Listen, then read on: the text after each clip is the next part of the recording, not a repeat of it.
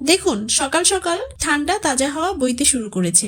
গ্রামের একটি মেয়ে সারা রাত ভিজিয়ে রাখা সবুজ মটর ছিঁড়ির পানিতে ধুয়ে পরিষ্কার করে জাতা কলে পিষে নিচ্ছে। কিছুক্ষণ পিষে নিলেই বের হয়ে আসে গাঢ় চকচকে সবুজ পেস্ট। এই পেস্টগুলোকে কাপড়ে ছেঁকে বের করা হয় একদম মিহি রস। এবার এই রসগুলো চুলায় হালকা আছে ততক্ষণ রান্না করা হয় যতক্ষণ না এগুলো ঘন আঠালো হয়।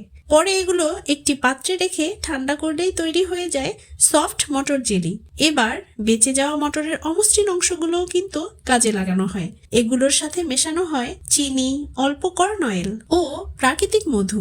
অল্প কিছুক্ষণ জাল করার পরই এগুলো নরম ও মিষ্টি হয়। যখন সুন্দর ঘ্রাণ বের হয় তখন এগুলো ছোট ছোট ছাঁচে রেখে সুন্দর শেপে মুন কেক তৈরি করা হয়, যা ঐতিহ্যবাহী খাবার হিসেবে পাহাড়ে খুবই জনপ্রিয়। এইদিকে মটর থেকে বানানো জেলি কিউব শেপে কাটা হয় আর উপর থেকে দেয়া হয় লাল মরিচের পেস্ট, যা হালকা তাজা আর শীতের মৌসুমের মন মাতানো স্বাদ।